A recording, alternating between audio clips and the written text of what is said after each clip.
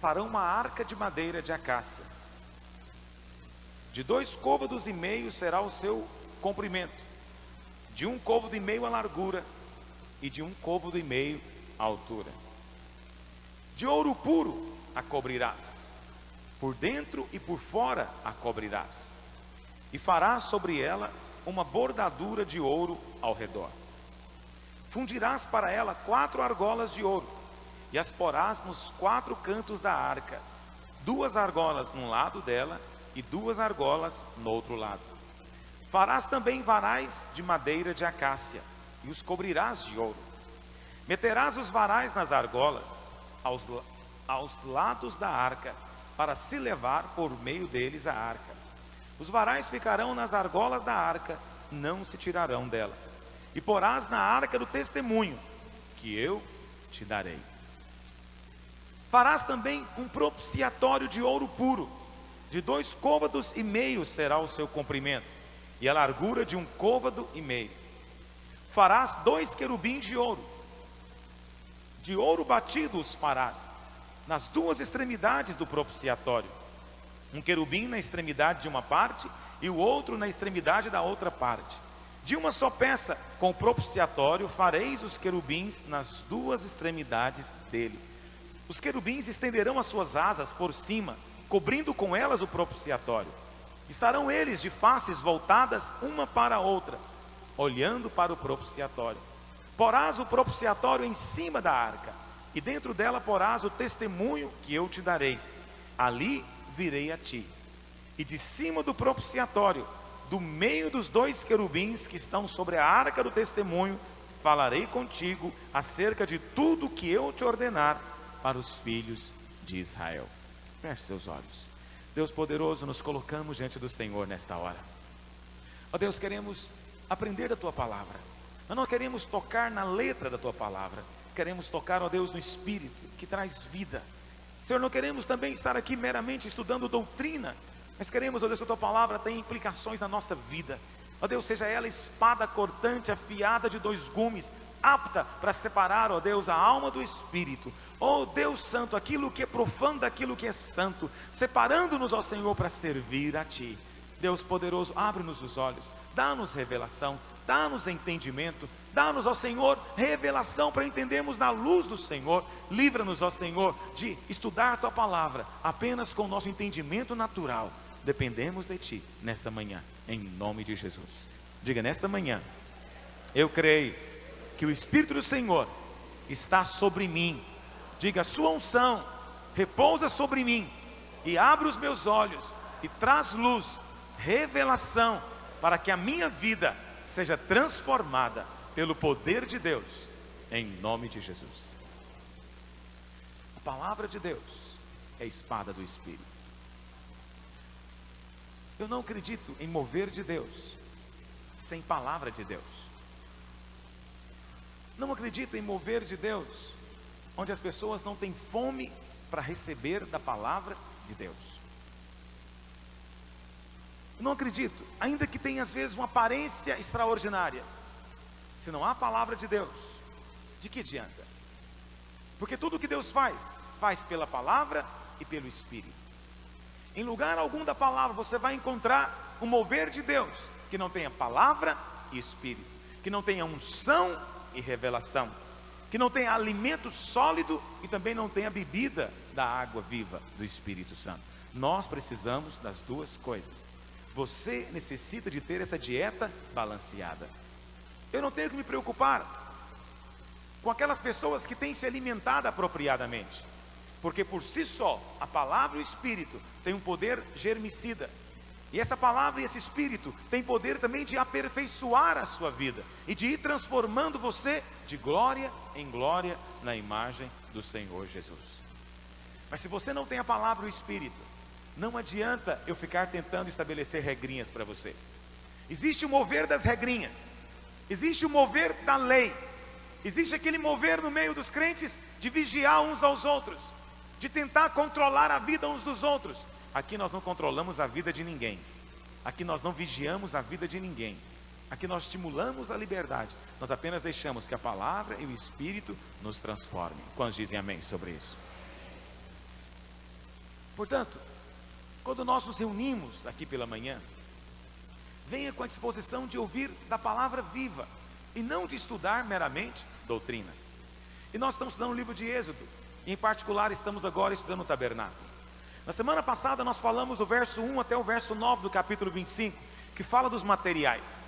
E nós vimos que o tabernáculo é a morada de Deus, e é uma das grandes revelações do livro de Êxodo. E na verdade é o ponto central do livro de Êxodo. O ponto central não é a Páscoa, o ponto central não é a passagem do Mar Vermelho, o ponto central não é o dia que o maná caiu do céu, o ponto central não é a água que saiu da rocha, o ponto central não é o dia que eles venceram a carne simbolizada por Amaleque. O ponto central é o dia em que Deus falou: tragam-me ofertas, tragam-me material para edificar uma morada para mim na terra. Deus quer ter uma morada na terra, e essa morada é a igreja do Senhor Jesus. Diga: nós somos a igreja do Senhor. Somos morada do Senhor. Deus habita no nosso meio, e nós estamos aqui edificando casa para o Senhor. E essa edificação passa por dois momentos. No primeiro momento nós saímos lá fora para buscar as pedras, os tijolos. Então quando nós estamos lá evangelizando, nós estamos trazendo pedras para a edificação dessa casa. Mas uma vez que estamos aqui dentro, os materiais estão aqui dentro, agora eles devem ser o quê? Edificados. Eles devem ser vinculados, colocados dentro de um projeto, inseridos dentro da vida da igreja. Nós não podemos ser só um movimento, irmãos. Não podemos ser aqui um movimento que acontece a cada final de semana. Você não pode ser um religioso que vem apenas aqui cumprir a obrigação religiosa de participar de um culto aos domingos. Não, você vem para ser edificado como igreja, porque é a morada de Deus. A glória de Deus só virá sobre a sua casa. A glória de Deus só vai descer sobre o tabernáculo dele na terra. E esse tabernáculo é a sua igreja. É a igreja do Senhor que deve carregar essa glória. E nós vimos semana passada os materiais que são usados. Mas a palavra do Senhor continua no verso 10. E é interessante que agora a palavra de Deus começa na arca. É interessante porque o tabernáculo pode ser estudado de muitas maneiras. Eu sei que tem alguns irmãos novos convertidos aqui. Vou explicar para você uma coisa. O tabernáculo tinha 3 partes. Ele era dividido em 3 áreas, vamos dizer assim, chamadas de átrio, lugar santo e santo dos santos. Digo, o tabernáculo tinha 3 partes: o átrio, o lugar santo e o santo dos santos. Decorou isso? Fala para o seu vizinho, fala: irmão, são 3 partes, diga para ele: o átrio, o lugar santo e o santo dos santos. Átrio, lugar santo, santo dos santos. Aprenderam isso? Quantos já sabiam disso? Deixa eu ver. Bom, a maioria. Quantos não sabiam disso, honestamente? Nós temos então muitos novos convertidos vindo aqui de manhã. Glória a Deus. Glória a Deus pelos irmãos que estão vindo. Então preste atenção. O tabernáculo era o lugar onde Deus morava no Velho Testamento. Então eu vou falar para quem não sabe. Os que já sabem vão reafirmar. O tabernáculo era o lugar onde Deus morava no Velho Testamento. E em cada uma dessas partes, Deus mandou construir certos móveis. Então preste atenção. É como se fosse assim: todo esse salão aqui seria o átrio. Não desse tamanho, mas é para você entender. O átrio. Nesse átrio só tinha 2 móveis: o altar de holocausto e a bacia de bronze. Diga: no átrio tinha 2 móveis: altar de holocausto, bacia de bronze. Quais são os 2 móveis? Eram 2 móveis: altar de holocausto, bacia de bronze. Isso ficava no átrio. Então eu vou explicar para você. Quando um israelita, um judeu, vinha para cultuar a Deus, ele tinha que vir oferecer um sacrifício. Daqui a pouco eu vou explicar o significado de tudo isso. Então ele chegava, ele podia trazer um boi, um carneiro, uma ovelha, ou poderia trazer uma pombinha ou 2 rolinha. E ele então trazia, vamos supor que ele estava trazendo então um cordeiro. Ele vinha, entrava pela porta e vinha até o altar do holocausto. E ali ele entregava o carneiro para o sacerdote. O sacerdote então pedia que ele colocasse a mão dele em cima da cabeça do cordeiro e confessasse os seus pecados. Na hora que o ofertante vinha, colocava a mão em cima do carneiro e confessava os seus pecados, era como se os pecados dele passassem para o animal. O sacerdote então pegava aquele animal e sacrificava diante do Senhor. Isso era feito constantemente diante do Senhor. O sacerdote então, depois que ele fazia esse sacrifício, ele tinha que se purificar também. Então tinha uma bacia de bronze cheia d'água, onde ele lavava as suas mãos e os seus pés.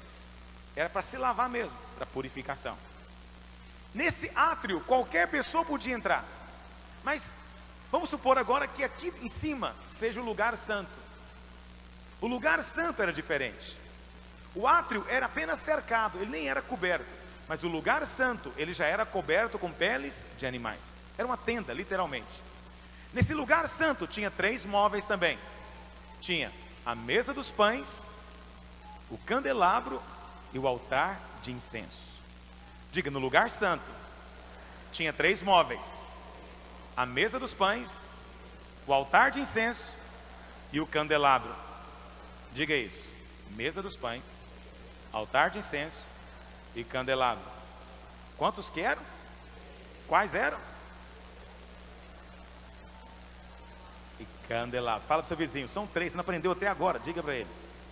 Conta para ele quais são os 3: mesa dos pães, o altar de incenso e o candelabro. Então preste atenção, isso é no lugar santo. Aí o que acontece? Vamos supor que o lugar santo é esse pedaço aqui.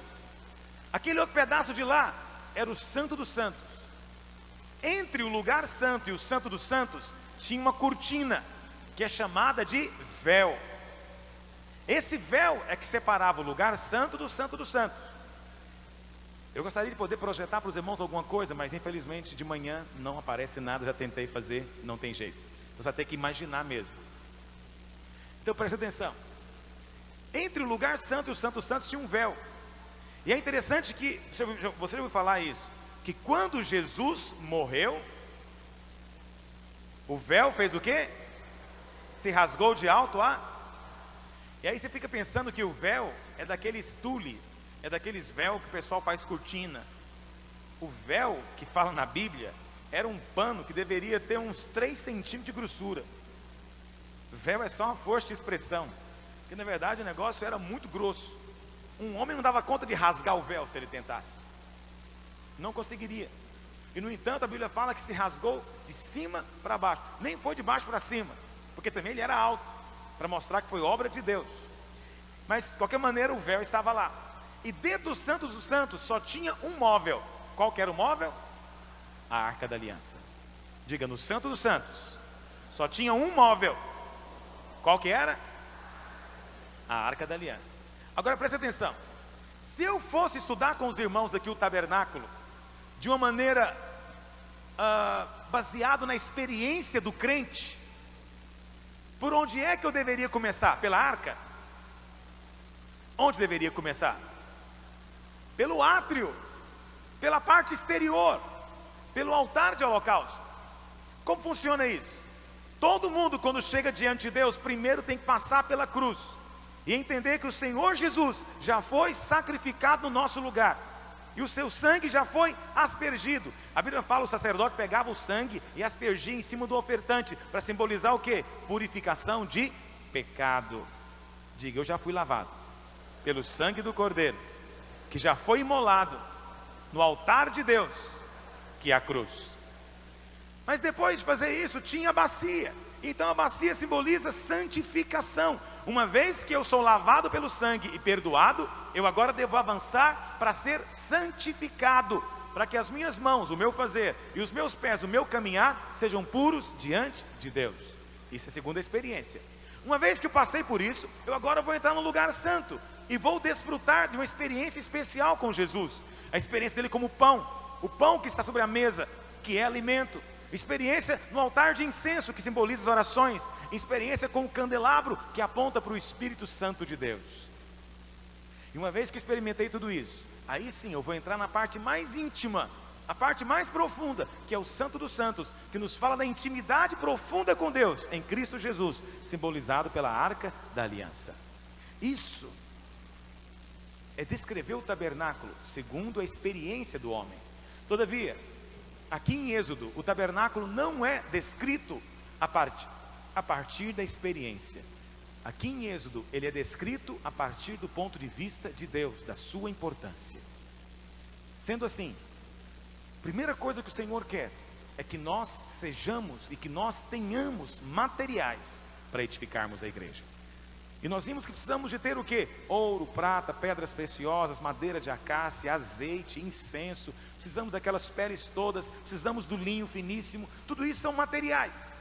Mas uma vez que eu tenho isso, o Senhor fala: muito bem, agora, para serem a minha habitação na terra, vocês precisam de ter a arca. E a arca é o primeiro móvel a ser mencionado. E é interessante que a arca, aqui no verso 16, é chamada de arca do testemunho. O testemunho é a lei de Deus. A lei foi colocada dentro da arca. Por isso a arca não era só a arca da aliança, era a arca do testemunho. Muitos irmãos ainda não têm entendido por que a lei foi dada. Nós já falamos aqui muitas vezes, eu quero repetir. A lei foi dada para ser um testemunho do que Deus é. A lei não passou, nunca vai passar. A lei apenas se cumpriu. Quando você lê a lei, você está conhecendo que tipo de Deus é o nosso Deus. Quando você lê, por exemplo, Gênesis capítulo 1, você fica sabendo que Deus criou todas as coisas. Segundo a palavra do seu poder, Ele criou e estabeleceu. Mas lá em Gênesis, você não fica sabendo que tipo de Deus era o nosso Deus.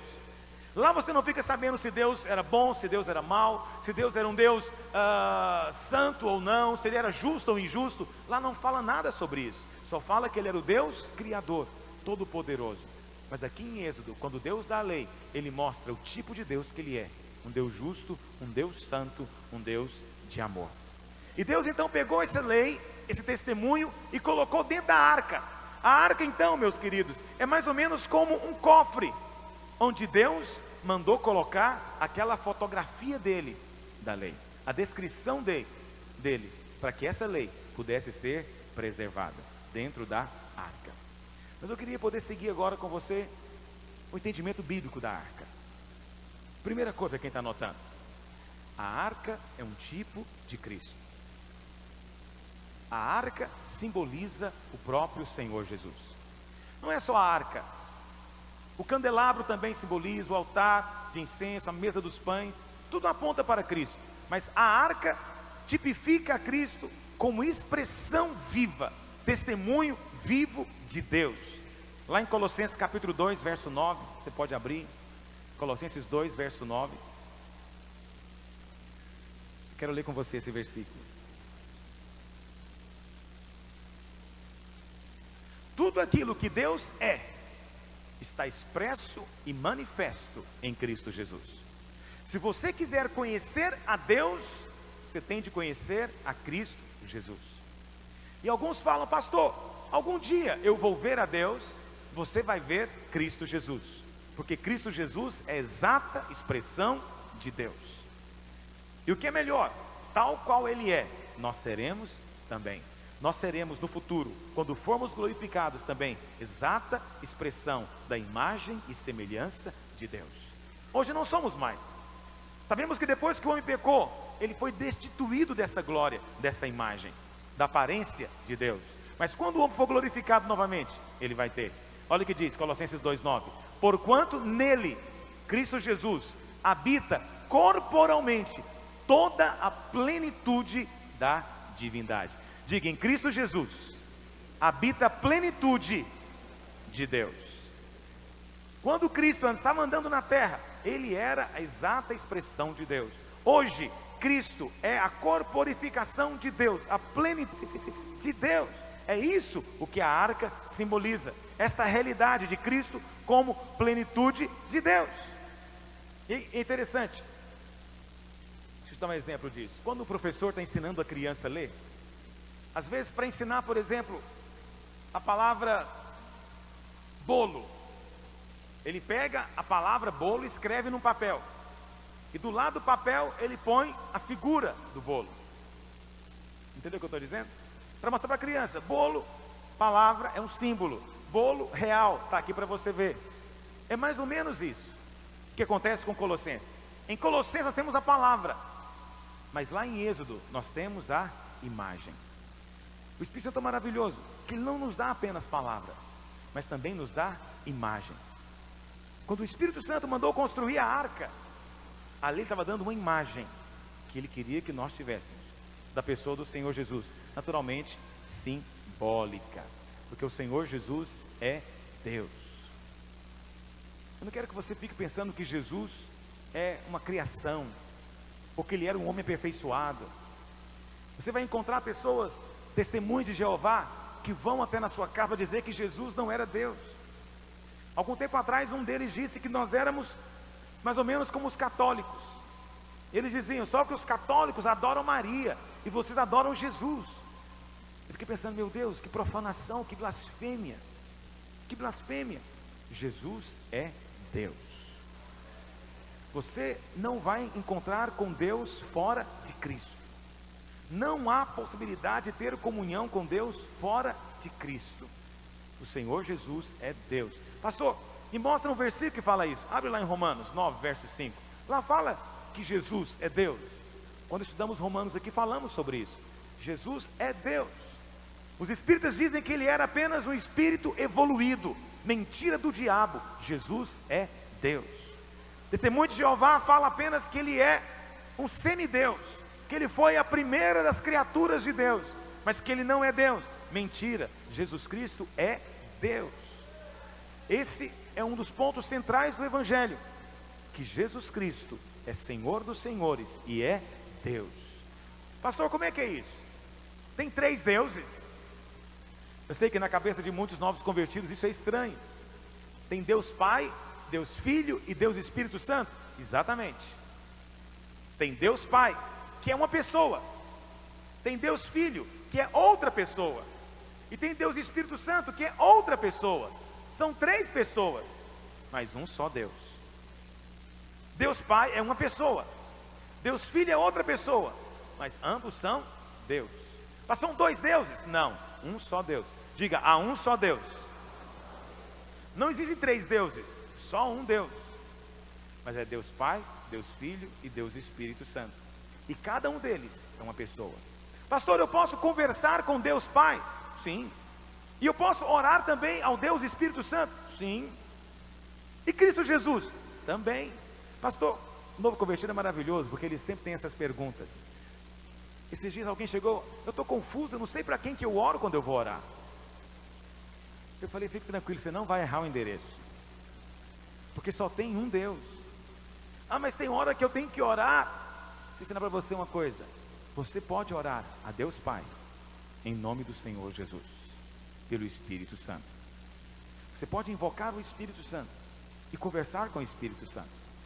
E você só vai ter comunhão com Deus por meio de Cristo Jesus, porque Jesus Cristo é Deus. Amém? Pastor, não consigo entender. Não se preocupe, ninguém entende mesmo. Pastor, não entendi nada. Você não é o primeiro que não entendeu nada. Ninguém entende, porque Deus é um mistério. Deus é um mistério. Ninguém consegue explicar Deus. Como é que você pode explicar Deus? Deus não é para ser explicado. Deus é para ser experimentado na nossa vida. Amém, meus irmãos? Mas olha o que diz Romanos 9,5. Deles são os patriarcas e também deles descende o Cristo segundo a carne. Esse Cristo segundo a carne é sobre todos. E o que mais, meus irmãos? Deus bendito para todos sempre.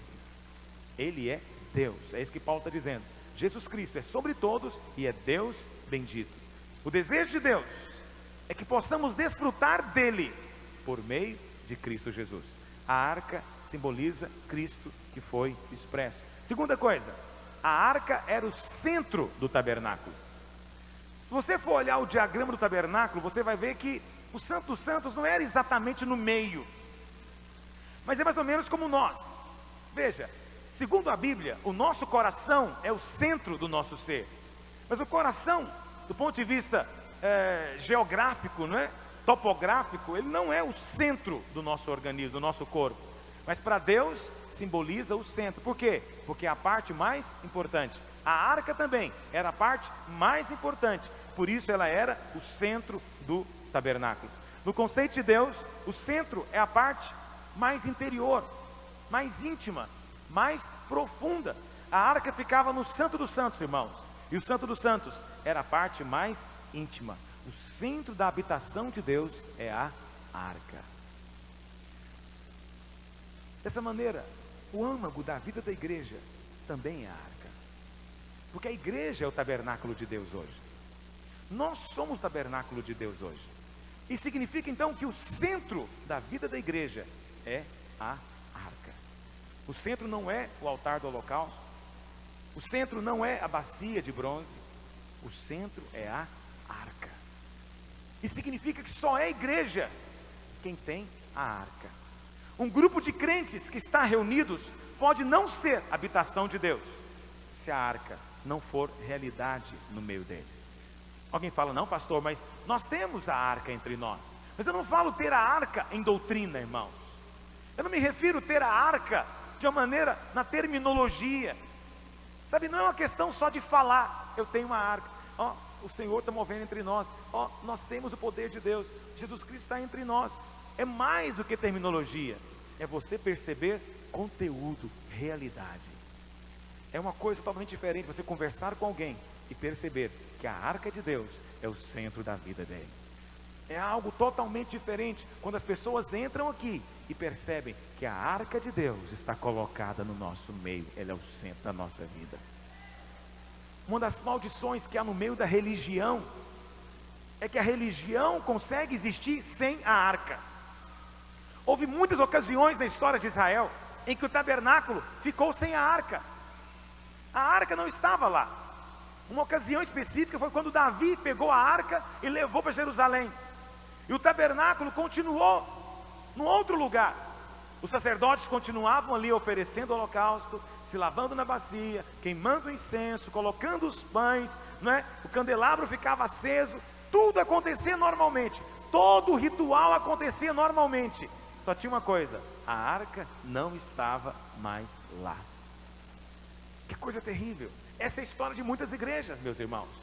Tudo continua normal. A música está normal, o louvor está normal, o pregador continua falando, isso está normal. Tudo acontece normalmente. Só tem uma coisa, a arca não está no meio deles. Sabe uma coisa que eu tenho medo? Tenho muito medo que nós fiquemos mais atraídos por outras coisas do que pela arca de Deus. Eu sou franco com os irmãos. Eu tenho medo que nós fiquemos mais atraídos por homens do que pela arca de Deus. Eu tenho muito medo de nos transformarmos numa igreja onde a cada semana eu preciso de trazer alguém de fora, um homem, para que as pessoas venham para a reunião. Deixa eu dizer para você, eu prefiro a morte do que ter que fazer isso. Prefiro que o Senhor me leve do que eu ter que viver assim. São muitas igrejas assim. Fui visitar uma igreja, me convidaram, eu atendo o convite medida do possível. E eu fui estar com esse pastor, com essa igreja, e ele me disse, nós temos aqui todo domingo um pregador de fora. Temos até um apartamento para hospedar essas pessoas, porque todo domingo elas vêm. Eu falei, mas todo domingo? E como é que vocês edificam a igreja? Ele disse, vai pastor, se a gente não fizer assim, o povo não vem. Então tem que ter um cantor no domingo tal, depois um pregador de fora no outro domingo, depois um testemunho extraordinário no outro domingo. Tem que ter sempre um atrativo, mas nunca o atrativo é a arca de Deus. Atrativo é sempre homens. Eu quero ir lá ver o sujeito porque ele comia fígado de defunto. Ah, eu tenho que ir lá ver esse negócio, rapaz, ele comia fígado de defunto. Comia. Mas e a arca, onde é que fica? No final de semana não tem que ir lá conhecer esse homem, porque ele levanta morto, ressuscita pessoas. E o salão fica lotado para ver o sujeito fazendo demonstração qualquer de poder. Como ele não faz nada, o povo vai embora chateado. Ah, fala, mas não fez nada na reunião. Foi lá para assistir, igual um circo. Não foi lá por causa atraído pela arca do Senhor. Deixa eu dizer algo para você. Quando você vem para cá, você vem atraído pela arca de Deus? Ou é um homem que você veio para ouvir e para ver? Ah, eu estava no meu banco ali sentado, estava ali olhando os irmãos dirigindo o louvor. Eu fiquei pensando, Deus, livra-me de algum dia ter que carregar essa igreja nas minhas costas. Livra-me de ter que produzir algo nessa igreja. Eu não produzo nada, eu não carrego nada. É a arca, o centro da nossa vida. tem que ser a arca o centro da sua célula, tem que ser a arca o centro das nossas reuniões, tem que ser a arca de Deus. Você não pode vir aqui e não tocar na arca de Deus, na intimidade do Senhor. Quantos dizem amém? A morada de Deus só é casa de Deus se a arca de Deus estiver ali. Aqui só será morada de Deus realmente se a arca de Deus for o centro. Eu pergunto para você, a arca é o centro entre nós? Ou o centro é o nosso trabalho? Ou o centro é ganhar almas? Ou o centro é multiplicar células? Ou o centro é ter uma igreja grande? Ou o centro é fazer algo interessante que faz diferença? Qual que é o centro da nossa igreja? Qual que é o centro das nossas células? Quando estamos na célula, estamos ali como quem está numa gincana, competindo com o outro, para ver quem vai multiplicar primeiro, quem vai levar mais para o encontro, quem vai fazer mais isso ou mais aquilo. Ou será que quando nos reunimos, estamos ali ao redor da arca, profetizando diante do Senhor e clamando pela sua presença e desfrutando dele como exata expressão de Deus?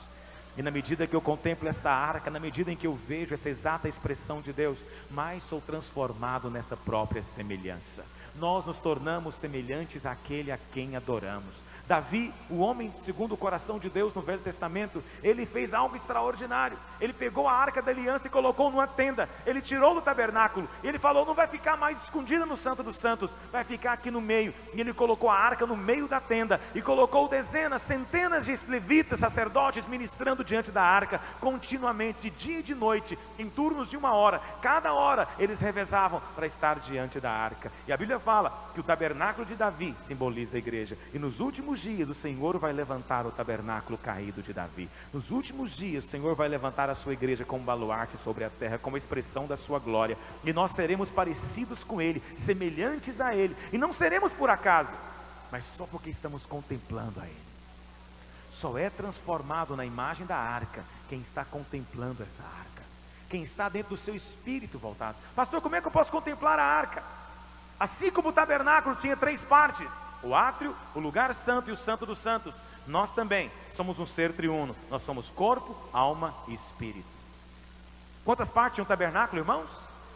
Quais eram elas? Átrio e santo dos santos. O homem também é triuno. O átrio aponta para o nosso corpo, o lugar santo aponta para a nossa alma, e o santo dos santos aponta para o nosso espírito. Pastor, como é que eu posso hoje contactar essa arca? Como é que eu posso hoje ministrar diante da arca? Voltando-se para o seu espírito, entrando com ousadia no santo dos santos dentro de você. As coisas de Deus não são exterior, elas são dentro de nós. Eu sei que a religião tenta sempre buscar as pessoas para fora. A religião sempre quer encontrar algo sagrado. É uma flor sagrada, é uma água sagrada, é uma água benzida, é um óleo que veio de Israel, é algo que vai mudar, é um lenço. A religião sempre quer colocar Deus fora, mas Deus sempre quer entrar dentro de você. É por isso que na Bíblia, a descrição da morada de Deus começa pela arca, porque a arca é o ponto central, é o ponto mais importante da vida da igreja. É o ponto mais importante estarmos aqui. Sabe, meus irmãos, Deus que me livre de algum dia vir para cá me reunir e não sentir a presença de Deus neste lugar. Sabe, não se contente em estar aqui religiosamente. Vem para valer, vem para ser tocado pelo poder de Deus, vem para presenciar a glória de Deus vindo sobre nós. Vem para que a arca do Senhor se manifeste. Quantos dizem amém sobre isso? Vamos ver a composição da arca. Olha aí em Êxodo capítulo 25. Também, verso 10. Também farão uma arca de madeira de acácia. Qual que era a composição da arca? Primeiro, a arca era feita de madeira de... Diga, madeira simboliza a humanidade. Isso nos mostra o quê? Que a arca da aliança, que é o Senhor Jesus, também é feita de madeira. Ou seja, a madeira aqui simboliza a natureza humana. O Senhor Jesus, antes de tudo, tinha uma natureza humana. Jesus era homem, como você e como eu. Isso tem que ficar claro para você. Algumas pessoas leem a Bíblia e ficam pensando que Jesus era apenas Deus. Não era. Jesus, em primeiro lugar, era homem. E alguns dão aquela desculpa dizendo, pastor, mas também Jesus era Deus, né? Eu não posso me comparar com ele.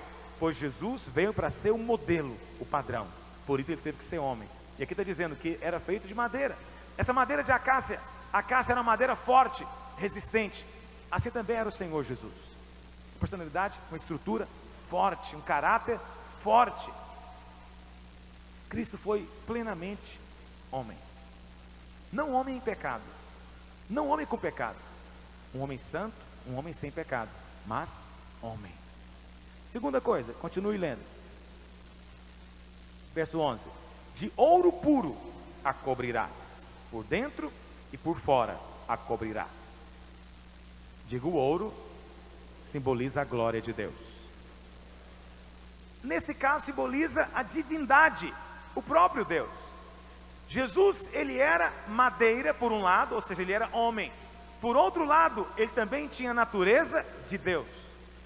Então digo, o Senhor Jesus era plenamente homem e plenamente Deus. Por um lado ele era madeira, por outro lado esse ouro de Deus cobria por dentro e por fora. O ouro de Deus, a divindade, cobria o Senhor por dentro e por fora.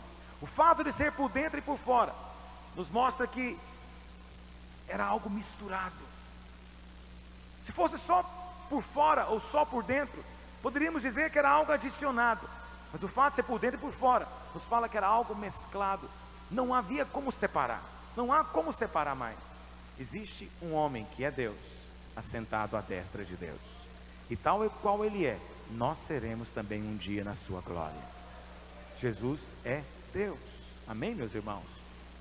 Verso 11 ainda diz: de ouro puro a cobrirás por dentro e por fora, e farás sobre ela uma bordadura de ouro. Essa bordadura, em algumas versões traduzida como grinalda, em outras versões traduz como uma coroa. A arca era uma caixa. Era uma caixa feita de 2,5 côvados de comprimento e 1,5 côvado de largura. Mais ou menos do tamanho dessa caixa de som aqui. Pouquinha coisa maior. Só que uma caixa, um retângulo. 2,5 côvados assim, por 1,5 côvado assim. E ao redor dessa caixa, que era a arca, existia uma bordadura de ouro. A Bíblia não fala qual o tamanho, a Bíblia não fala qual a extensão, mas isso não vem ao caso. Não precisamos ficar preocupados com detalhes que a Bíblia não diz. Não fique preocupado com aquilo que a palavra de Deus não revela. Isso não revela porque não é importante para nós. O que significa essa bordadura de ouro? Significa a glória do Senhor Jesus. Essa bordadura ao redor significa que ele era homem e era Deus. E aqueles que o viram, viram que ele era cheio de glória e de verdade. E vimos a sua glória, diz João capítulo 1, glória como do unigênito do Pai. O Senhor Jesus era cheio de glória. É isso que significa essa bordadura. E lá em Hebreus capítulo 1, verso 3, não precisa de abrir, diz: ele é o esplendor da glória e a expressão exata do seu ser. O Senhor Jesus é o resplendor da glória de Deus. Isso é a mesma coisa que acontece conosco. Quando nós estamos em contato com a arca, quando nós estamos envolvidos nessa arca, essa santa presença manifesta de Deus, a glória de Deus também nos envolve. E aquelas pessoas que são mais sensíveis para Deus, elas conseguem perceber isso, que certas vezes quando nos reunimos aqui, há um senso nítido de que a glória de Deus está entre nós. Algo que nos envolve, algo que nos cerca. E essa glória também uma coroa, diz a palavra de Deus. Vamos continuar. Olha o que diz mais. Verso 12. Fundirás para ela 4 argolas de ouro, e as porás nos 4 cantos da arca. A arca foi construída com capacidade de ser movida. A arca não era para ficar parada. A arca era para ser movida. E a maneira como ela é movida: primeiro, 4 argolas foram colocadas de cada lado. Então essas argolas era para você usar ou a mão, ou para usar um varal por dentro dela para se carregar. E eram 4. O que simboliza isso na Bíblia? Primeiro, na Bíblia, tudo aquilo que é círculo nos fala do Espírito eterno de Deus. Tudo aquilo que é círculo nos fala da eternidade. Haviam 4 argolas circulares do Espírito eterno de Deus ligado a essa arca. Mas eram 4. Quando eu estudei com os irmãos Apocalipse, eu falei o que significava o número 4, porque é muito importante saber o significado dos números na Bíblia. E na Bíblia, o número 4 é o número do mundo e é o número da criação. Pastor, baseado em quê? Não dá para entrar em detalhes com você, mas basta você ver. São os 4 elementos da terra, não é? Terra, ar, água, fogo. Apocalipse 7:1 fala dos 4 ventos da terra. Nós temos as 4 estações do ano, temos as 4 direções, norte, sul, leste, oeste. Lá em Daniel fala que a história do homem é dividida em 4 impérios.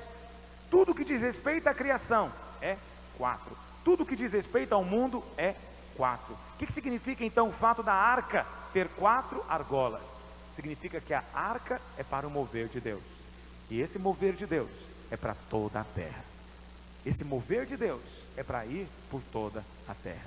Deixa eu dizer para você uma coisa. Falar da arca é falar do mover de Deus. A arca não é estática. A arca não é estática. A presença de Deus não é estática.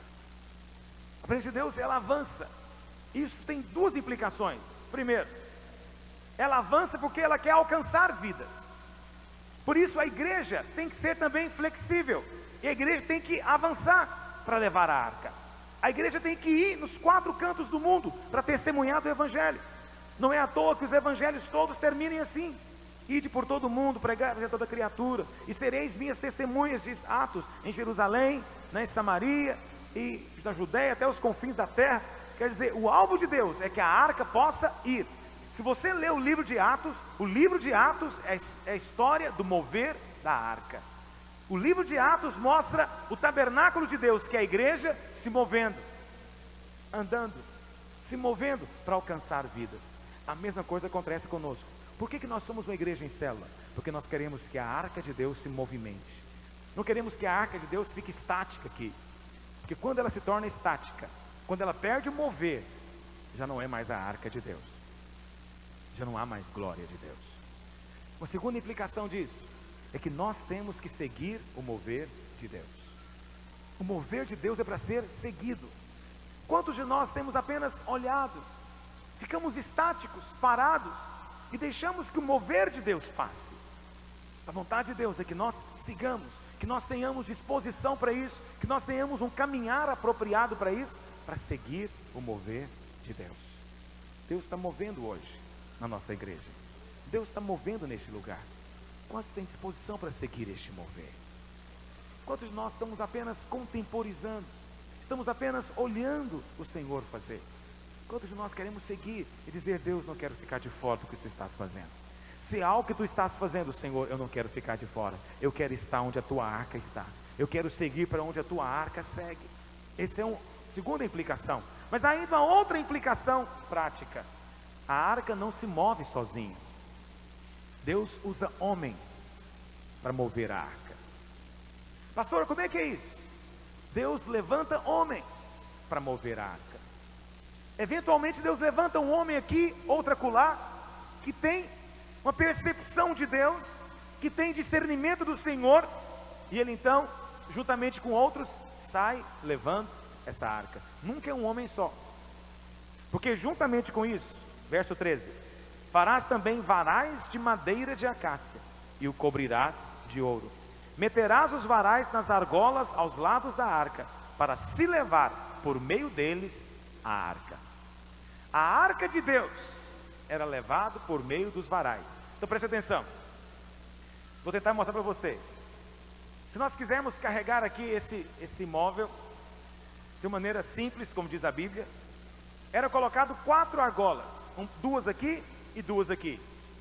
E dentro das argolas passava um varal de cá e outro varal de cá. E então 2 homens pegavam essas varas e colocavam no ombro, um à frente e outro atrás. E eles juntos erguiam, colocavam o varal no ombro e levavam a arca. Essa era a maneira como a arca era transportada. Mas quem transporta a arca? Quem está habilitado para trazer o mover de Deus? O mover de Deus não vem por acaso, meus irmãos. Deus vai usar homens para carregar os varais. Esses varais aqui simbolizam ungidos de Deus, homens de Deus, habilitados para ser homens de avivamento, homens de fogo. Vou dizer para você uma coisa: o meu desejo é que a nossa igreja seja uma igreja de avivamento. Para isso acontecer, precisamos de ter entre nós homens de avivamento, homens e mulheres de avivamento que carreguem a arca. Quais varais poderiam ser usados? Qualquer vara podia ser usada? Qualquer pedaço de pau poderia ser colocado na arca para carregá-la? Não. Primeiro, tinha que ser de madeira de acácia revestida de ouro, ou seja, tinha que ser exatamente igual à arca. Os homens que Deus vai usar para transportar este mover são homens parecidos com o Senhor Jesus, homens que carregam a semelhança do Senhor Jesus, em caráter, em santidade, em pureza. Não se iluda, meu querido, você não vai poder ser usado como instrumento de Deus se não houver santidade na sua vida, se não houver pureza na sua vida. Pureza no seu falar, pureza no seu fazer, pureza no seu caminhar, pureza nos relacionamentos, pureza na maneira como você lida com o dinheiro, pureza no trabalho, pureza na escola, pureza em casa. Deus só pode usar homens que fluem em santidade. Se você é alguém que não flui em santidade, você não está habilitado a levar a arca do Senhor. Por que tem algumas células que nós não percebemos a arca do Senhor ali? Porque não tem ninguém para carregar a arca, não tem ninguém para levar a arca para aquele lugar. Porque às vezes vamos para uma reunião como essa e às vezes não sentimos a glória de Deus ali, porque não teve ninguém para carregar a arca. Ah, pastor, isso aí é obrigação desse ou daquele. E nós tendemos então a achar que é obrigação de uns e de outros. Cada um de nós é um ministro. Se haverá mover de Deus entre nós, depende se o Senhor vai encontrar homens e mulheres aqui dispostos a carregar a arca consigo. Eu estou indo para a reunião, não para receber, eu estou indo para levar a arca do Senhor junto comigo. Eu estou indo lá para a célula, mas eu estou indo para carregar a arca do Senhor junto comigo. A arca vai. Meu lugar, esses varais tinham que ser de madeira. Madeira nos fala de ser gente. Deus não está procurando anjos para usar. Deus não está procurando homens extraordinários para usar. Deus só quer gente. Gente como você e como eu. Gente que reconhece limitações, gente que reconhece fragilidades, gente que reconhece que precisa de Deus, gente que é madeira. Eu sei que alguns de nós ficam pensando: não, pastor, Deus não pode me usar. Quem sou eu? Deixa eu dizer para você uma coisa: Deus só pode usar aqueles que são fracos. Deus só pode usar aqueles que não são, para que somente Ele possa se dizer: eu sou. Amém, meu?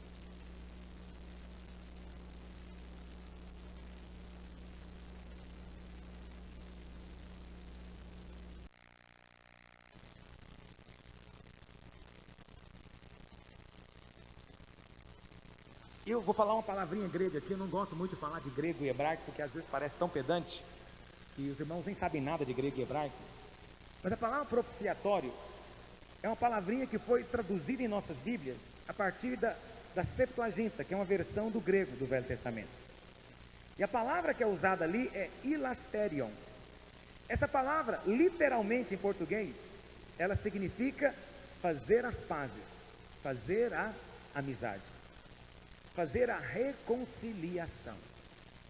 Propiciatório vem de propiciação. É uma palavrinha que não é usada mais no dia a dia, por isso ninguém sabe o que significa propiciação. Mas propiciação significa o seguinte: eu tenho uma dívida com o irmão. Como é que é o seu nome mesmo, querido? O Jefferson. Eu tenho uma dívida com o Jefferson. Eu devo para o Jefferson. E o Jefferson então me cobra a dívida. E quando ele vem cobrar, ele perde a comunhão comigo e ele então quer exigir justiça. Ele quer que eu pague a dívida, mas eu não tenho como pagar.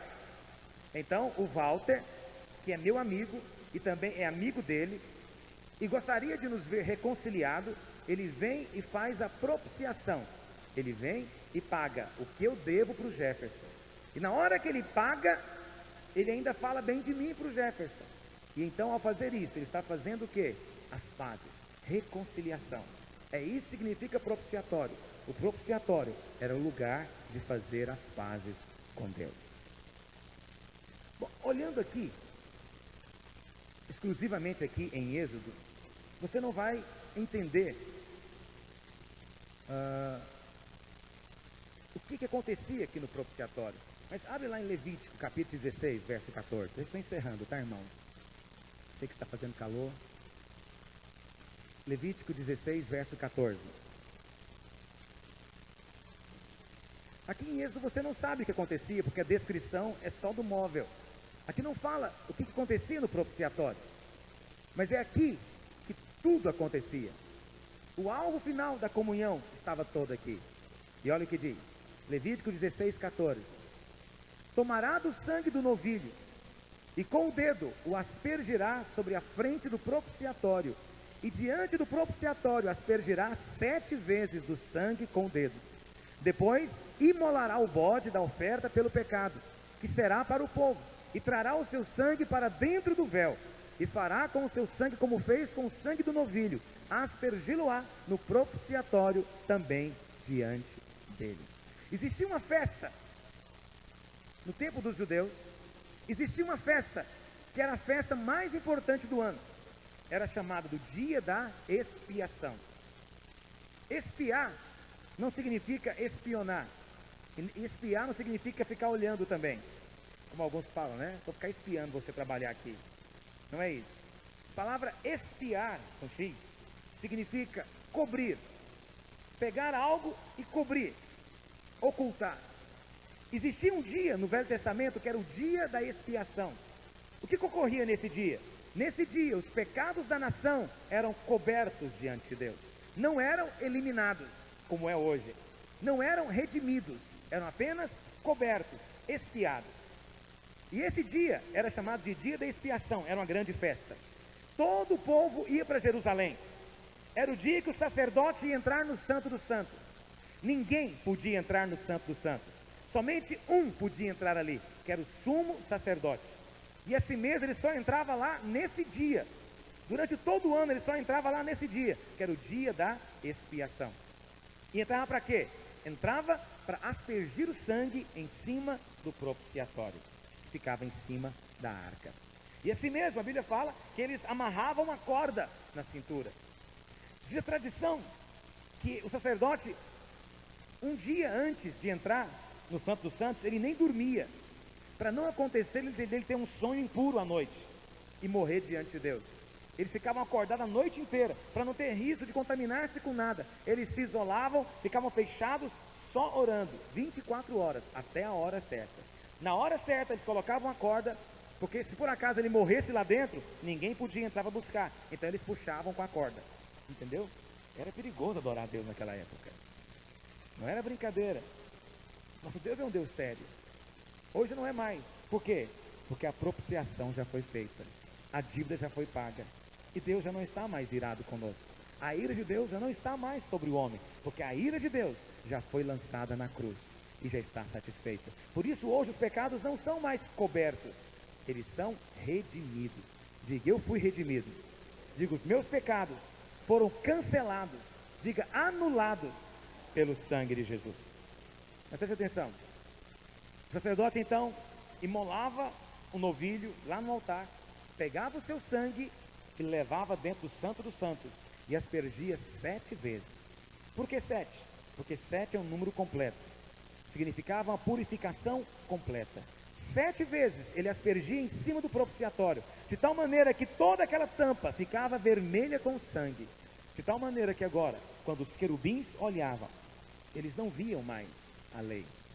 Eles não viam mais a arca. Quando eles olhavam, eles viam o sangue do animal que havia sido morto. E a justiça de Deus ficava satisfeita. Porque a alma que pecar, essa vai ter que morrer. Como Deus não quer que nós morramos, o animal morria no nosso lugar. Até que o dia veio um sacrifício perfeito. E de uma vez por todas, a Bíblia fala que lá na glória, ele entrou no Santo dos Santos e levou o seu próprio sangue diante do propiciatório, diante dos querubins da glória, diante de Deus. De tal maneira que agora não há necessidade mais de haver sacrifícios. Hoje em dia não precisamos mais de nos preocupar com essas coisas da velha aliança, porque o sacrifício foi feito de uma vez por todas, e esse sacrifício é a morte do Senhor Jesus. Isso era no propiciatório, era o lugar onde Deus falava. Vou dizer para você uma coisa, o propiciatório aponta para o Senhor Jesus. O animal que era morto aponta para o Senhor Jesus. O sacerdote que ia fazer a propiciação aponta para o Senhor Jesus, de tal maneira que Ele é tudo em todos. O lugar que Deus encontra com o homem é em Cristo Jesus. O homem não pode encontrar-se com Deus em outro lugar. Não é possível ter um encontro com Deus, a não ser que estejamos em Cristo Jesus. É em Cristo Jesus que nós somos redimidos, purificados e santificados. Pastor, o que significa esses querubins da glória? Você se lembra?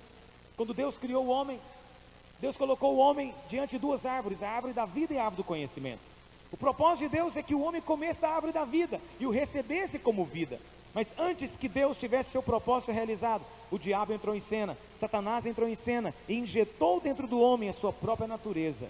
O homem passou a receber o próprio diabo dentro da sua carne, na forma do pecado. Mas então, muitos séculos se passaram, até que Deus veio e revelou a maneira como os querubins poderiam ser removidos. Você vai perceber lá em Gênesis que os querubins foram colocados para impedir que o homem tivesse acesso à árvore da vida. Mas de alguma maneira lá em Apocalipse, a árvore da vida agora foi liberada. Abre lá em Apocalipse 2, verso 7. Olha o que diz. Lá em Gênesis, os querubins estão lá para impedir que o homem chegue diante da árvore da vida. Outro dia estava lendo um livro evangélico, mas maligno, dizendo que a árvore da vida era só um simbolismo, que a árvore da vida de fato nunca existiu, que aquilo ali é só uma ilustração judaica. Irmão, isso é um absurdo, é mentira maligna, porque o Senhor Jesus disse e prometeu para o vencedor comer da árvore da vida. E lá em Apocalipse fala que vamos ter acesso à árvore da vida. Portanto, é um fato, é real. Olha o que diz Apocalipse 2, verso 7. Quem tem ouvidos, ouça o que o Espírito diz às igrejas. Ao vencedor, dar-lhe-ei que se alimente da árvore da vida que se encontra no paraíso de Deus. Vai para o capítulo 22 de Apocalipse ainda. Olha o verso 14. Apocalipse 22, 14. Bem-aventurados aqueles que lavam as suas vestiduras no sangue do Cordeiro, para que lhes assista o direito à árvore da vida e entrem na cidade pelas portas. Há uma relação entre os querubins e o sangue de Jesus. A única maneira de tirar os querubins do caminho era a justiça de Deus sendo satisfeita. E houve um dia em que o Senhor Jesus veio e satisfez a justiça de Deus. Hoje o caminho está aberto novamente. Hoje podemos cumprir o plano original de Deus. Deus desde o princípio queria que nós comêssemos da árvore da vida. Hoje o caminho está aberto. Podemos entrar com ousadia no Santo dos Santos e desfrutar da arca do Senhor. Pastor, como é que eu posso entrar no Santo dos Santos? Onde é o Santo dos Santos hoje? Para encerrar, abre lá em Hebreus capítulo 10, verso 19. Onde é o Santo dos Santos hoje? Como é que eu posso entrar no Santo dos Santos? Hebreus 10, 19. Acharam? Olha o que diz.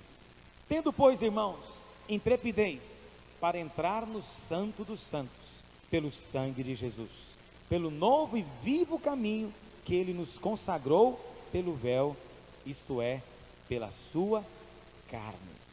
Aqui está dizendo claramente que nós entramos no Santo dos Santos quando vamos ter comunhão com Deus. O Santo dos Santos, hoje, é o seu Espírito. É no nosso Espírito que a arca de Deus foi colocada. É por isso, quando vai descrever o tabernáculo, o primeiro móvel é a arca da aliança. É o lugar da intimidade com Deus. Não seremos morada de Deus, a menos que amemos a sua presença. A menos que desejemos a sua arca e ansiemos pela sua presença. Quantos podem dizer que anseiam pela presença do Senhor aqui? Fique de pé onde você está. Feche seus olhos por um instante. Quero te pedir que você agora não desvie sua atenção. Esqueça quem está perto de você. Volte para o seu espírito dentro de você agora. Você não consegue perceber o próprio espírito, volte para o seu coração. É isso que eu quero dizer. Não adoramos a Deus na nossa mente. Não adoramos a Deus com o nosso pensamento. Adoramos a Deus com a sensação do nosso espírito, de fome, de sede pela sua presença. Hoje, o sangue de Jesus foi colocado e os querubins da glória de Deus estão entre nós. Você não os vê, mas a glória de Deus está colocada sobre nós. A glória da sua presença está sobre as nossas vidas. E a vontade de Deus é que o testemunho que está dentro da arca possa ser impresso na sua vida. Isso acontece quando você invoca o Senhor, contempla o Senhor dentro do seu espírito. Por isso eu quero que você comece a invocar o nome do Senhor onde você está agora. Fala: Jesus, amo a tua presença. Se tu não vais comigo, Senhor, eu não vou sozinho. Fala para o Senhor: sem ti eu não vou, Senhor. Sem o Senhor eu não vou caminhar. Aplique o seu coração nessa oração. Aplique o seu coração para buscar ao Senhor. Não faça religiosamente da boca para fora. Não é da boca para fora que você vai receber. Não é da boca para fora que você vai receber. É do seu espírito. É do seu espírito. Exercita-o agora. Exercita-o agora. Ó Espírito Santo de Deus, clamamos ao Senhor agora neste lugar. Ó Deus, não queremos